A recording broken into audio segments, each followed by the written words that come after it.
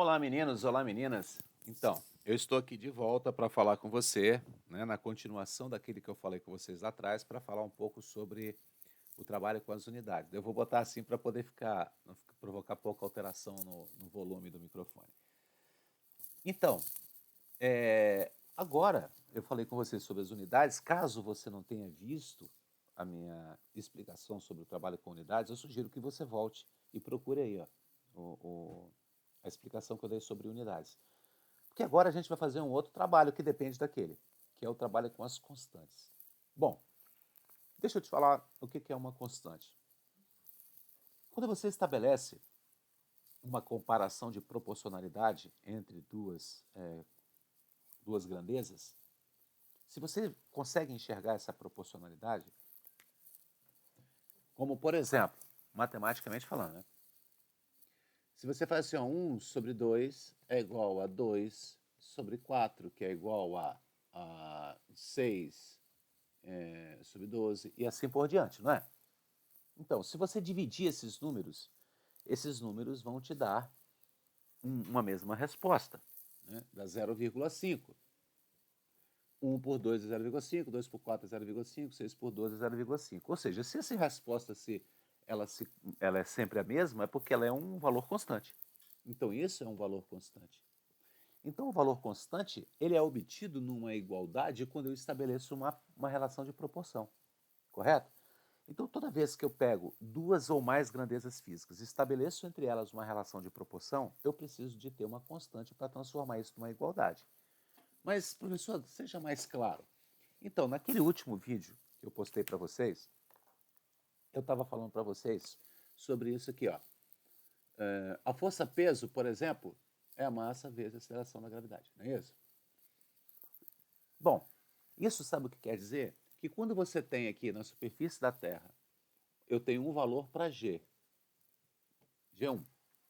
Então, se eu colocar uma massa aqui, ela fica sujeita a um peso. Se eu pegar ela numa região onde eu tenho um outro valor para G, uma gravidade menor, essa força é menor. Mas eu noto que quando eu divido o valor dessa força por esse valor da gravidade, vai dar sempre o mesmo valor, né? Então, ó, P1 dividido pela gravidade 1 é igual a P2 dividido pela gravidade 2. Eu pego esse peso dividido pela gravidade aqui, e esse peso por essa gravidade vai dar sempre o mesmo valor. E esse valor, eles são proporcionais. Então, se eles são proporcionais, eles vão gerar, a partir deles, uma constante. Não é isso? E essa constante é a própria massa. Então, a massa é o valor constante, né? Repare que eu tenho duas grandezas vetoriais, né? O peso e a aceleração gravitacional são valores vetoriais e dão como resultado uma grandeza escalar. Então, essa é a importância matemática das constantes. E a física, ela tem muitas constantes, muitas constantes. Mas você não precisa saber todas, você só precisa manipular algumas delas. Então, eu vou começar com duas grandezas, duas constantes muito importantes aqui, ok? Já que eu estou falando aqui de força-peso, gravidade e tal, nós vamos falar primeiro da constante gravitacional. E junto, paralelo com ela, nós vamos trabalhar com a constante eletrostática no vácuo. Muito bem. Esse valor de G aqui é 6,67 vezes 10 elevado a menos 11. Só que eu não quero que você se incomode com o número. Eu quero que você se incomode com a unidade. Então, eu não vou botar número, eu vou botar unidade. Aqui, ó, é Newton vezes metro ao quadrado dividido por quilograma ao quadrado. Certo? Muito bem. Essa constante aqui, ó, ela vai ser Newton vezes 9 vezes 10 elevado a 9, né? Newton vezes metro ao quadrado dividido por Coulomb ao quadrado. Só aí já dá para eu estabelecer uma relação para você muito interessante. Olha, repare que é Newton metro quadrado, aqui é quilograma e aqui é Coulomb. Isso significa dizer que essa constante aqui ela é movida por massas, por relação entre massas. E essa constante por relação entre cargas elétricas. Substituindo essas unidades por grandezas, nós vamos ter o seguinte, ó, Newton é força, metro é distância, que está elevado ao quadrado, e quilograma é massa elevado ao quadrado. A mesma coisa aqui, ó. Newton é força, D é distância ao quadrado e Coulomb é carga ao quadrado. Isolando o F aqui, você vai encontrar, ó, Gm ao quadrado, Gm2, dividido por D2. Aqui a força aqui vai ser igual a K, Q ao quadrado, dividido por D2. Agora note que força é uma grandeza de interação. Se é interação, não existe força do corpo para ele mesmo. É necessário que exista pelo menos dois. Para existir força, só existe quando um corpo interage com o outro. Por isso que a terceira lei de Newton fala que tem uma ação num corpo, uma reação no outro. Eu não posso dizer que eu tenho força. A minha força se manifesta quando eu interajo com outro corpo. Aí aparece a força. Então, essa força gravitacional precisa de ter duas massas. A força elétrica, no mínimo, duas cargas, para que haja força. Então, essa massa aqui pode ser, que está ao quadrado, pode ser dividida em m vezes m. E a carga ao quadrado pode ser q vezes q. Agora, d não. Por que d não? Porque a distância só existe, a distância é o intervalo que existe entre dois pontos, né? Então eu preciso de dois. Então eu tenho um ponto localizado numa massa, outro ponto na outra. Aqui eu tenho um ponto localizado numa carga, outro na outra. A distância é o que está no meio deles. Então eu só tenho uma distância para dois pontos, né? Então a distância permanece. Então essa é a fórmula da força. Essa é a da força de natureza elétrica e essa é a fórmula da força de natureza gravitacional, né? Claro que você gravou uma musiquinha para isso, claro, mas você é legal, mas é muito mais legal se você souber isso.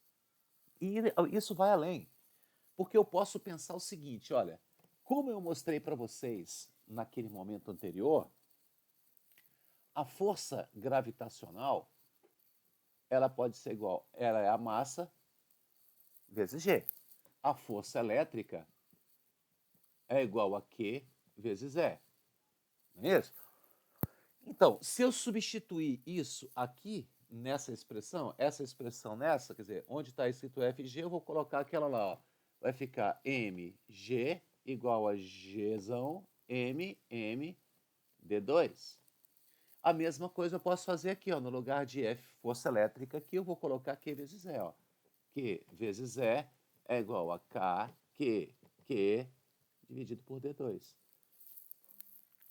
Aí, de posse disso, eu posso cortar essa massa com essa massa, assim como eu posso cortar essa carga com essa carga. Então, eu tenho aqui G igual a Gzão, Mzão, D2. Aqui eu tenho que E é igual a K, Q, D2. Bom, qual é a diferença? É que aqui nesse caso, essa aqui é a massa que sofre a ação do campo, essa aqui é a carga que sofre a ação da força do campo elétrico.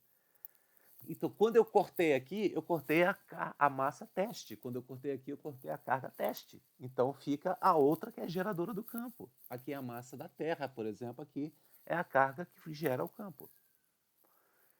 Gente, isso é tão importante, é tão legal, que se você pegar, por exemplo, eu vou te dar uns dados aqui, ó. Vou fazer só com esse aqui, para não fazer com outro.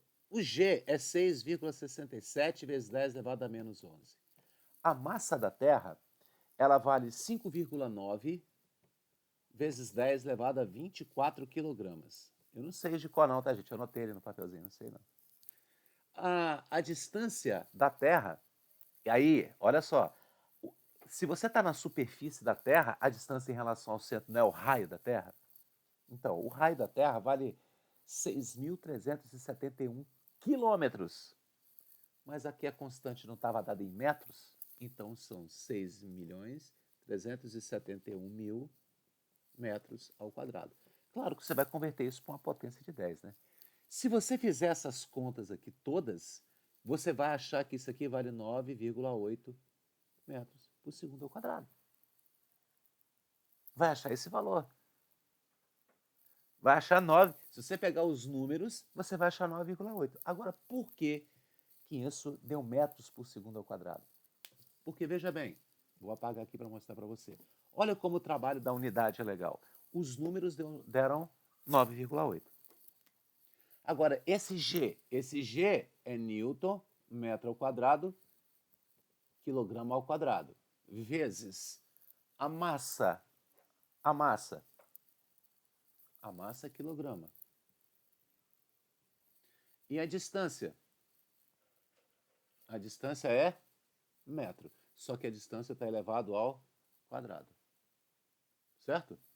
Muito bem. Daqui já deu para você enxergar que você pode cortar aqui, ó, metro ao quadrado com metro ao quadrado, esse quadrado com esse aqui, né? Então, opa, não corta esse m, né? Metro ao quadrado. Então, o que sobrou aqui? Sobrou newtons por quilograma. E o que eu mostrei para vocês na aula passada? O que é newtons por quilograma? Isso. Newtons por quilograma é metro por segundo ao quadrado. Por quê? Ó? Newton é quilograma, metro por segundo ao quadrado. Isso tudo dividido por quilograma. Então, você vai fazer, ó, quilograma vezes metro por segundo ao quadrado. Aí, você tem uma divisão de duas frações. Repete a primeira, multiplica pela segunda, invertida. Ó. Aí eu vou poder cortar quilograma com quilograma, vai sobrar metro por segundo ao quadrado. Olha que legal. Olha que legal. Não é? Beleza. Então, essa manipulação das constantes, porque a constante, além de te dar a fórmula que você vai usar, ela diz para você qual é a unidade que você tem que trabalhar. Agora, eu já deu 11 minutos. Esse vídeo vai até um pouco mais esse. Mas vamos lá, para a gente encerrar. Ó. Vou pegar outra constante. Existem duas constantes muito importantes no estudo dos gases, que é a constante dos gases. Uma vale 0,082, não vou botar o número, atm vezes litro por mol vezes Kelvin. A outra constante é 8,82 joules por mol Kelvin. Mas, gente, olha, vamos substituir. ATM é pressão, litro é volume, mol é número de mols, Kelvin é temperatura. Aqui, joule é energia, trabalho, mol é número de mols, Kelvin é temperatura. Passando esse aqui para cá, PV é igual a nRT, equação de Clapeyron. Aqui, trabalho é igual a nRT. Se você considerar que nRT é igual a nRT, você vai dizer que trabalho é igual a P vezes V, ou seja, pressão vezes a variação do volume. Então, eu tomei, a partir da comparação dessas duas constantes, eu achei aqui as três fórmulas que você fez um esforço danado para gravar. Nós podemos trabalhar com isso aqui, pensando, por exemplo, ainda na área de calor, no calor específico. O calor específico da água, por exemplo, 1 caloria por grama grau Celsius, mas esquece o valor de 1. Você vai ter aqui que caloria é Q, grama é massa, grau Celsius é temperatura. O calor latente de vaporização da água, por exemplo, é 540 calorias por grama. Então, eu posso dizer que caloria é Q, grama é massa. Daqui eu tiro Q é igual a MC delta T, que é macete. Aqui eu tiro que Q é igual a M vezes L, que é mole. Quer ver outra coisa interessante? Vou deixar esse aqui para mostrar isso para vocês aqui, ó. A capacidade térmica de um corpo, você pode não saber qual é a fórmula, mas ele vai dizer ou no enunciado da questão ou lá nas unidades, quando ele te der a resposta. Se ele te perguntar qual é, ele fala, eu quero saber qual é a capacidade térmica do corpo em calorias por grau Celsius. Mas caloria por grau Celsius? O que é isso, então? Caloria é que grau Celsius é a temperatura. Pronto, essa é a fórmula da capacidade térmica. Aí, se você pegar esse aqui e passar para cá, vai ficar assim, ó, Q igual a C delta T. Aí que legal. Ó. Ah, quer dizer que eu posso comparar esse Q com esse? Pode. Você pode comparar, são iguais. M, C delta T é igual a C delta T. Ou seja, eu corto delta T com delta T, eu tenho que a capacidade térmica igual a M vezes Czinho. Olha aí outra fórmula. Tá vendo? Então eu vou tirando a partir dos dados que a própria unidade me dá, né? As constantes. E por que isso? Porque constante não é uma coisa que você tem que saber. As constantes, elas não são obrigação sua. As constantes, elas são obrigações do problema, da prova. A prova tem que te dar. Ou ela te dá no enunciado da questão, ou ela te dá no cabeçalho da prova. Aí você, de posse disso, você só tem que agradecer e falar muito obrigado, porque assim você acabou de me dar não só a fórmula que eu preciso para resolver o problema, quanto as unidades que eu vou trabalhar. Mas lembre-se, isso é para resolver problemas de cálculo numérico, mas não só isso. Isso resolve o problema de cálculo numérico. Você vai resolver 90% dos seus problemas que você tem com com dificuldade com contas. Você vai falar, pô, meu problema com física é conta e tal, muita fórmula e tal. Ó, já tá, seus problemas já estão... Se você treinar isso, você vai ficar fera. Agora, isso também vai ajudar muito a você interpretar, porque na próxima vídeo que eu vou fazer na semana que vem, eu vou falar para você de como é que você entende essas expressões do ponto de vista da proporcionalidade entre grandezas. A gente analisa a relação entre grandezas. Quando um aumenta, o que acontece com a outra? Um aumenta, outra diminui. É isso que eu vou mostrar para você. E também vou mostrar para você como que essas grandezas se comportam nos gráficos que a gente usa na física. Como é que você lê um gráfico e você interpreta esse gráfico. E como essa interpretação, ela serve para qualquer situação da física. Então você só precisa estudar uma vez, depois você só vai repetindo. Mas esse é assunto para o próximo vídeo, beleza? Enquanto isso, entra aí, ó, curte aí, por favor, curta aí. Eu preciso de mais curtidas para ter mais ferramentas e mais condições de fazer coisas mais legais para vocês. Tá legal? Um abraço, até a próxima.